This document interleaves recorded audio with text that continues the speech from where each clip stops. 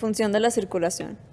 La función de la circulación consiste en atender las necesidades del organismo, o sea, el transporte de nutrientes hacia los tejidos del organismo, recoger los productos de desecho, hormonas de una parte del organismo a otra y mantener un entorno apropiado en todos los líquidos tisulares del organismo. Características físicas de la circulación.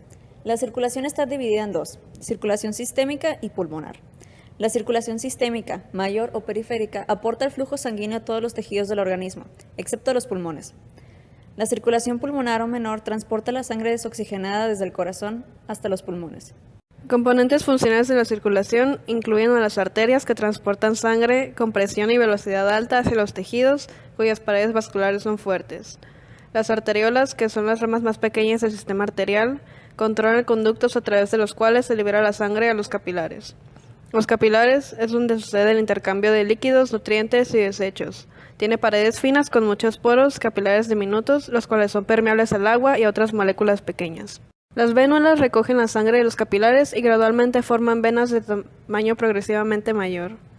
Las venas son conductos que transportan sangre que vuelve desde las vénulas al corazón y también son una reserva de sangre extra.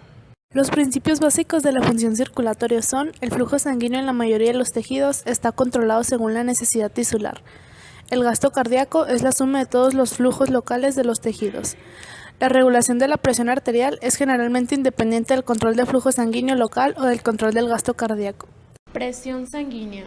Se mide casi siempre en milímetros de mercurio, abreviación mmHg. En ocasiones la presión se mide en centímetros de agua. Su abreviación es cmH2O.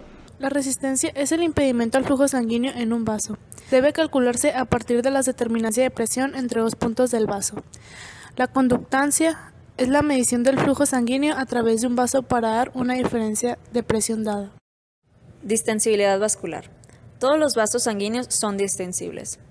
Las venas son los vasos más distensibles, capaces de almacenar hasta 0.5 a 1 litro de sangre extra. Proporcionan un flujo además de sangre continuo y homogéneo a través de los vasos sanguíneos muy pequeños de los tejidos. Para esto es importante recordar las unidades de distensibilidad, que son expresadas como el incremento fraccionado del volumen por cada milímetro de mercurio que aumenta la presión. Esto se puede resumir en una fácil y sencilla fórmula. Distensibilidad vascular es igual a aumento de volumen sobre aumento de presión por el volumen original. Después tenemos a la compliancia vascular, que es la cantidad total de sangre que puede almacenarse en una porción dada de circulación por milímetro de mercurio que aumenta la presión. Este valor se conoce como compliancia o capacitancia del lecho vascular respectivo, es decir, compliancia vascular es igual a aumento de volumen por el aumento de presión. Pulsaciones de la presión arterial. Recordaremos que la presión sistólica corresponde a 120 milímetros de mercurio y la presión diastólica a 80 milímetros de mercurio. La diferencia, que es de 40 entre ellos, corresponde a la presión de pulso. Hay dos factores muy importantes que pueden afectar la presión del pulso, los cuales son el volumen sistólico del corazón y la compliancia, que es la distensibilidad total del árbol arterial. Transmisión de los pulsos de presión hacia las arterias periféricas. El aumento de la presión en la aorta proximal supera rápidamente esta inercia y el frente de onda de extensión se va extendiendo a lo largo de la aorta. Se conoce como transmisión del pulso de presión en las arterias.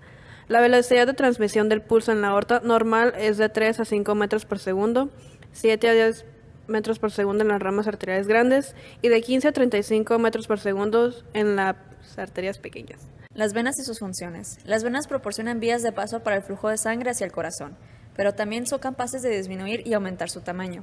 Pueden almacenar cantidades de sangre pequeñas o grandes y mantener la sangre disponible. Las venas periféricas también pueden impulsar la sangre mediante la bomba venosa. Estas ayudan a regular a su vez el gasto cardíaco.